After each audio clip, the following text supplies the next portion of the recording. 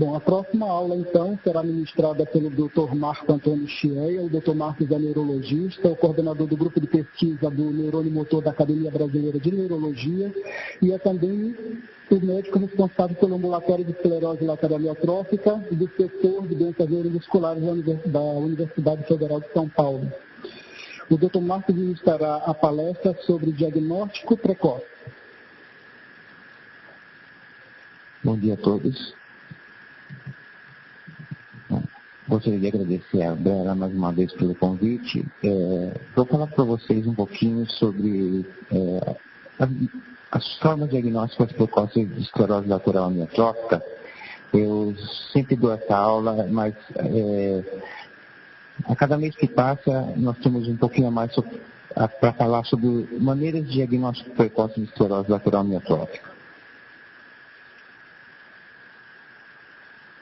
Tá ficando? Bom, o diagnóstico de esclerose lateral amiotrófica se baseia principalmente em dois fatores.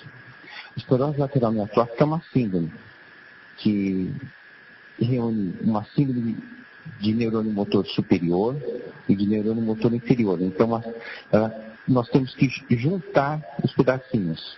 Os sintomas do primeiro neurônio motor e do segundo neurônio motor. O neurologista tem que reunir esses fatores. E, conjuntamente, ele tem que afastar síndromes que mimetizam a doença do neurônio motor. O papel do neurologista, se ele conseguir fazer isso, ele já exclui grande parte das doenças que são tratáveis e consegue fazer o diagnóstico. Isso, quando a gente fala assim, parece simples, né? Mas, se tratando de uma doença fatal, é importante juntar esses fatores. E como se faz isso, né?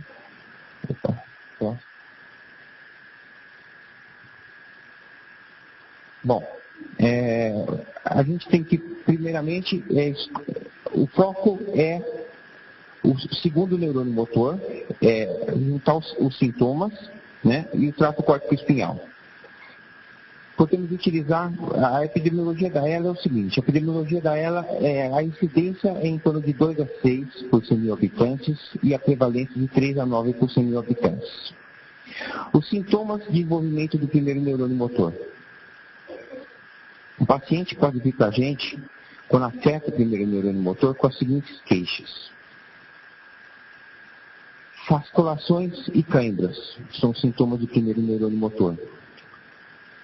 Fraqueza muscular em membros, perda de controle nos braços e nas pernas, estou mancando. Fraqueza geral e fadiga, tropeçar e cair, são queixas frequentes do segundo e do primeiro neurônio motor. Fala disfônica e disártica, são queixas de primeiro ou de segundo neurônio motor. Disfagia, choro e riso controlado, são queixas que envolvem o primeiro e segundo neurônio motor. E daí são síndromes que estão afetando já o nosso segundo neurônio. Essas queixas, elas são divididas basicamente nessa porcentagem dos sintomas nos pacientes. Nos membros superiores e inferiores, em torno de 35% a 36%, 34% a 35% nos membros superiores e inferiores. E elas podem ser bilaterais em 6% dos casos.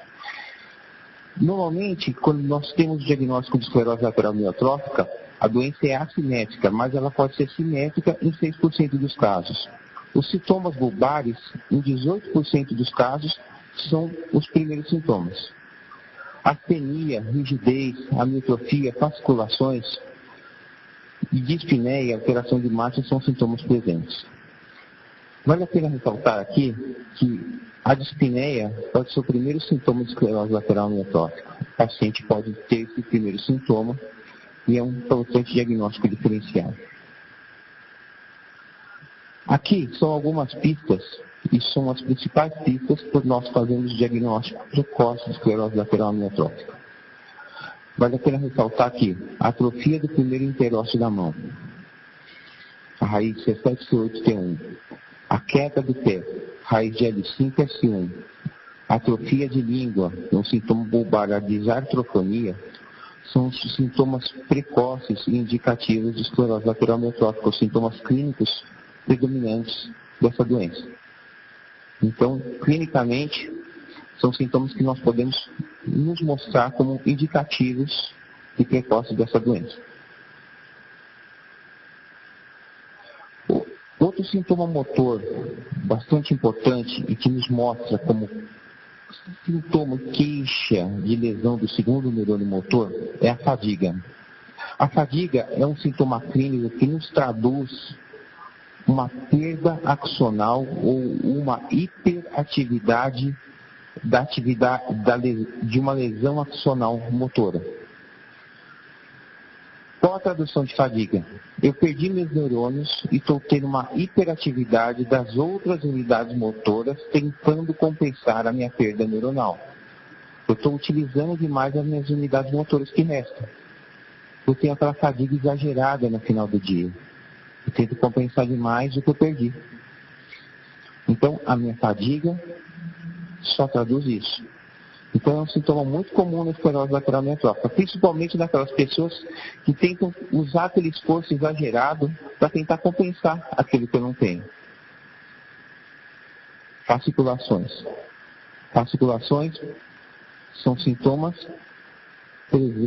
na verdade é um sinal presente, principalmente associado à atrofia de um membro um mês após aquilo ocorrido. Existem as fasciculações benignas, que são difusas e não associadas à atrofia, que não quer dizer que eu vou ter esclerose lateral amiotrófica. Mas quando ela é associada principalmente à atrofia, é um sinal preditivo da doença. Com relação aos sintomas cognitivos. A doença esclerose lateral amiotrófica, ela, na maioria dos casos, não está associada, como a gente pensa, não está associada a uma depressão maior. Por exemplo, a sintomas depressivos e ansiosos, ela pode estar associada.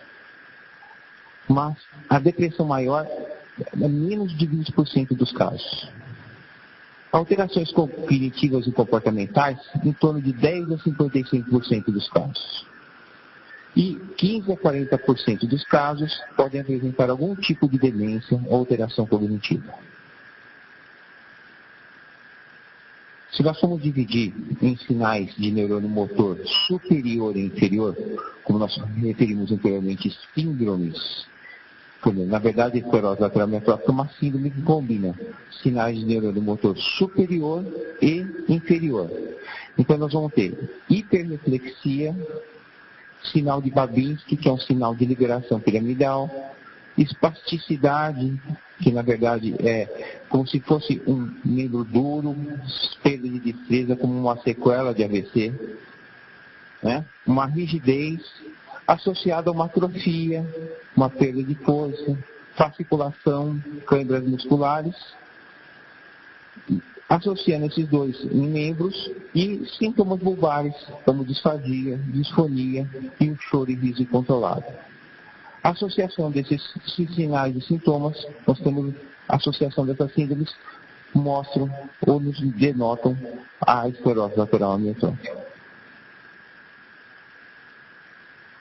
A somatória desses sinais clínicos nos levou a formular o que a Associação Federal, a Federação Mundial de Neurologia, criou como o Well Score Revised, de criar um guia diagnóstico clínico para a esclerose lateral amiotrófica, classificada como doença provável, possível e definida. A doença provável, a doença possível, quando envolve uma região espinhal, a doença provável quando envolve duas regiões espinhais, e a doença definida quando envolve 3 regiões espinhais. Né? E aí, na verdade, se nós temos uma lesão do neurônio motor superior e inferior em uma região, nós temos uma doença possível. Se nós temos uma doença no neurônio motor superior e inferior em 2 regiões, nós temos uma doença provável. Se nós temos uma doença no neurônio motor superior e inferior em 3 regiões espinhais, nós temos uma doença definida. É um guia clínico que parece prático,